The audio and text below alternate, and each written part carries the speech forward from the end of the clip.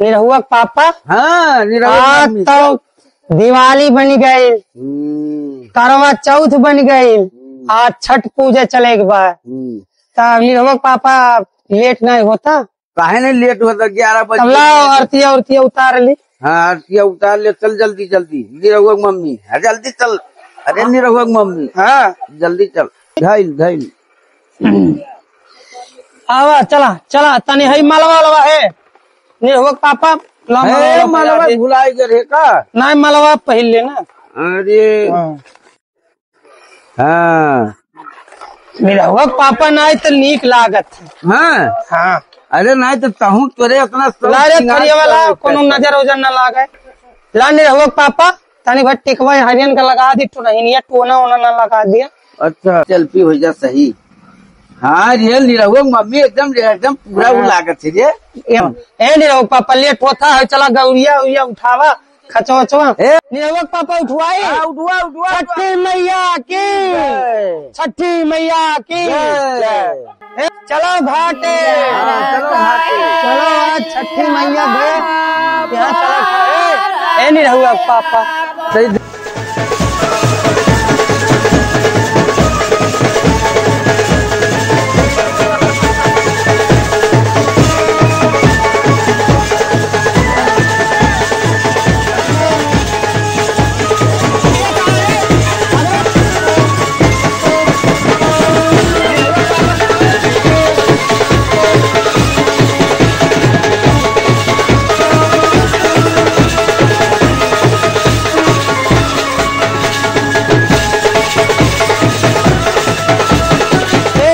पापा कहा निरहुआ मम्मी? अरे अब तो घटवा रह गई बा थोड़ा ही दूर।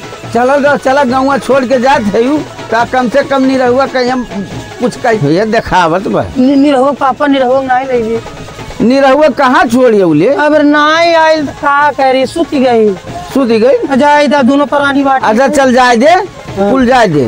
ऐसा काम कर कि चला घाटवा देखल जा का आयल बा और कि हमारा ही भर जात बा। लगा दे तूने फूल तो लगा दे हो भंगड़वा लगा बाजा बांधे 10,000 के कौनो काम करना बा। अरे कोनो काम लाग नहीं पापा इतने बढ़िया तहू रिसिया जाते बात बात। अभी रिसिया कैसे जाए घरे? चल चल चल चल।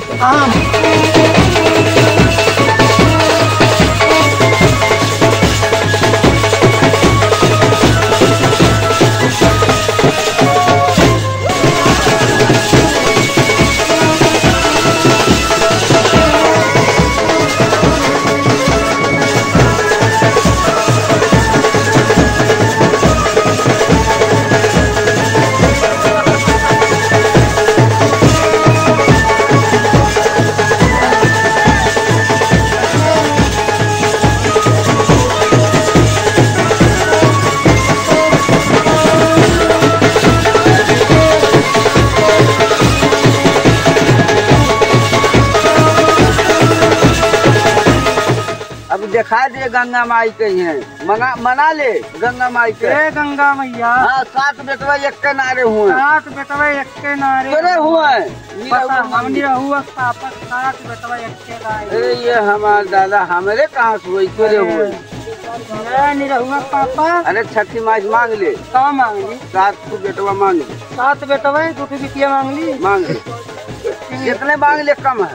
कम है। छठी मैया 12 दर्जन दी हो। हाँ 12 दर्जन लड़के दी हो। हाँ वही के निरहुआ पापा। वही के चल।